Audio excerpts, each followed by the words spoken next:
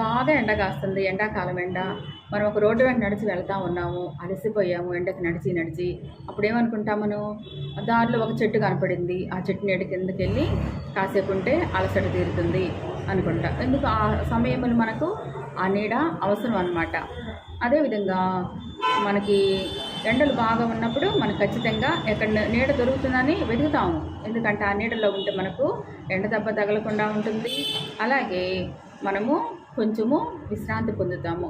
అదేవిధంగా మన విశ్వాస యాత్రలో కూడా మనం సాగిపోతూ ఉన్నప్పుడు మనకు కలిగేటువంటి ఆపదలు, మనకు వచ్చేటువంటి కష్టాలు, మన బాధలు, వ్యాధులు, ఇబ్బందులు, మానసిక ఆందోళనలు, ఇటువంటి వాటిలో కూడా మనకు ఒక నీడ అనేది, ఒక కాపుదల అనేది, ఒక ఆదరణ అనేది, ఒక విశ్రాంతి అనేది మనకు కావాలని మనం ఎంతగానో ఆశపడతాం. అది ఎక్కడ దొరుకుతుంది? ఈ లోకంలో ఉన్నటువంటి మరి వాటిలో మనకు ఆనందం దొరుకుతుందా? మనం ఎంత వెతుక్కున్నా కూడా వినోద సాధనాల వల్ల కానీ మనుషుల దగ్గర కానీ ఎవరి దగ్గర కూడా ఎక్కడ కూడా మనకి మానసిక విశ్రాంతి అనేది మరి దొరకదు. ఎక్కడ దొరుకుతుందంటే మనకి కీర్తన 91 అధ్యాయంలో మనం చూస్తే మొదటి వచనములో మహోన్నతుని చాటున నివసించువాడే సర్వశక్తిని నీడను విశ్రమించువాడు అని రాయబడి ఉంటుంది. మనం ఎప్పుడైతే మహోన్నతుడైన దేవుణ్ణి, సర్వశక్తిమంతుడైన దేవుణ్ణి మనం ఆశ్రయంగా చేసుకుంటామో, ఆయన నీడలోనికి వెళతాము, ఆయన రెక్కల కిందకు వెళతాము, అప్పుడు మనము ఖచ్చితంగా విశ్రాంతిని పొందుకుంటాము.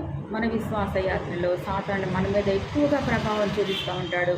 మనకి ఎన్నో బాధలు, ఎన్నో కష్టాలు, ఇబ్బందులు కలిగిస్తూ ఉంటాడు. భరించలేనటువంటి పరిస్థితుల్లో దేవుని యొక్క నీడ అనగా ఆయన సన్నిధి, ఆయన ప్రసన్నత మనకు చాలా అవసరము. ఆయన నీడ ఉంటే మనకు ఒక భద్రత, ఆయన నీడలో మనకు ఒక రక్షణ కవచం లభిస్తుంది. ఆ నీడలో ఏ శత్రువు కూడా మన మీద దాడి చేయలేడు, ఎవరు కూడా మనల్ని సమీపించలేరు. ఒక బలమైన కాపుదల, ఆయన మనకు దుర్గము. ఆయన కాపుదలలో, ఆయన నీడలో ఉంటే ఎవరు మనల్ని తాకను కూడా తాకలేరు. ఏ పరిస్థితిలో ఉన్నా సరే మనము కాపాడబడతాము. సాతాను కుయుక్తుల నుండి, వాడి కుతంత్రాల నుండి, వాటి ప్రభావం నుండి తప్పించుకోవాలి అంటే ఆయన నీడ మనకెంతైనా అవసరము.